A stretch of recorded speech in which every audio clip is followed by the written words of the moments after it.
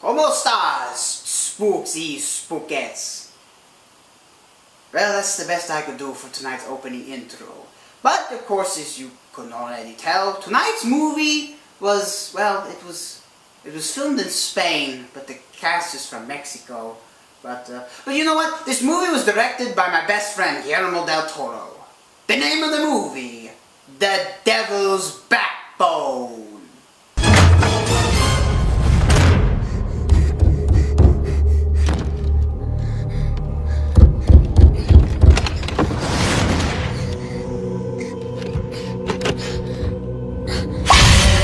So, the movie takes place during the close of the Spanish Civil War. And of course, if you are familiar with my friend Guillermo's work, you would understand that the Spanish Civil War is not an unfamiliar topic to Guillermo.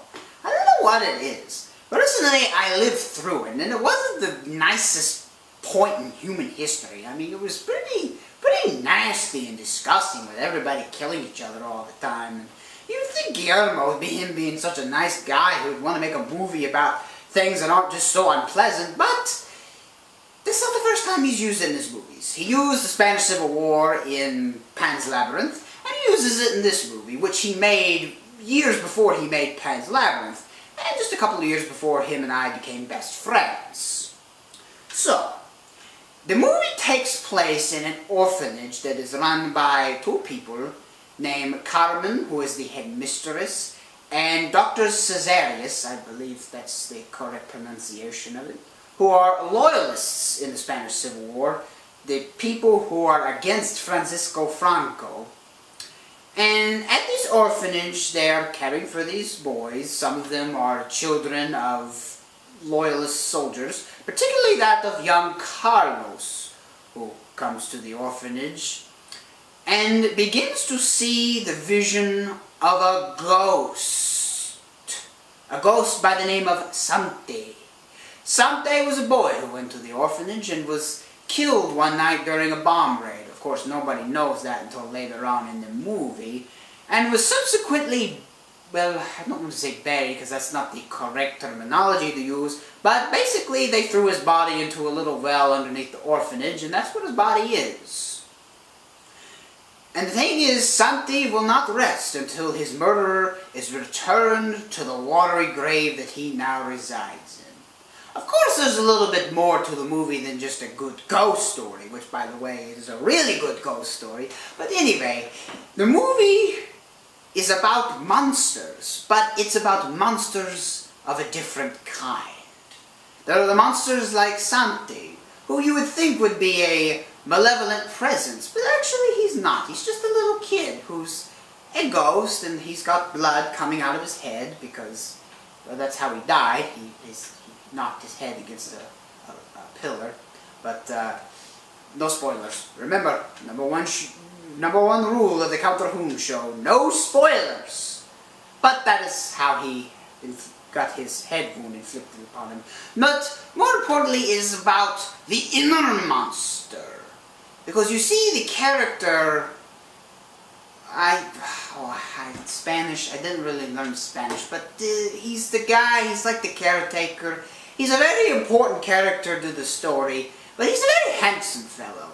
But you would think him being so handsome, like me, that he would be a good person, but he's not a good person. Not a good person at all. And when you watch the ending of this movie, you find out why he's not such a good person. So what else could I say about this movie? Well, of course it is Spanish, and don't let that deter you from watching this movie, unless you're just really lazy and you just really don't feel like reading at all. Which, if that's the case, I pity you, because this film is really fantastic, full of great historical references, ghosts, blood, and old people. And loyalists. Sort of. But you know, I never this movie, to tell you the truth, until recently. I was having lunch with Guillermo, and we were talking about, well, oddly enough, we were talking about the Spanish Civil War.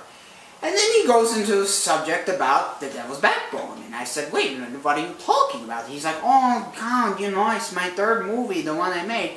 Of course, I had no idea what he was talking about. So I went to my local Barnes & Noble retailer, and I bought a copy of this movie, and I watched it, and I fell in love. I have to say, this might be my favorite Del Toro movie. But then again, I don't know. I mean, I love The Devil's Backbone. I love Pan's Labyrinth. I love Pacific Rim. I can't make up my mind. The problems of being best friends with one of the best filmmakers in the world, ladies and gentlemen. I'm very fortunate. Some out there are not quite as fortunate as me, and I see that. And there's really nothing I can do about that. That's all the time that I have for this week.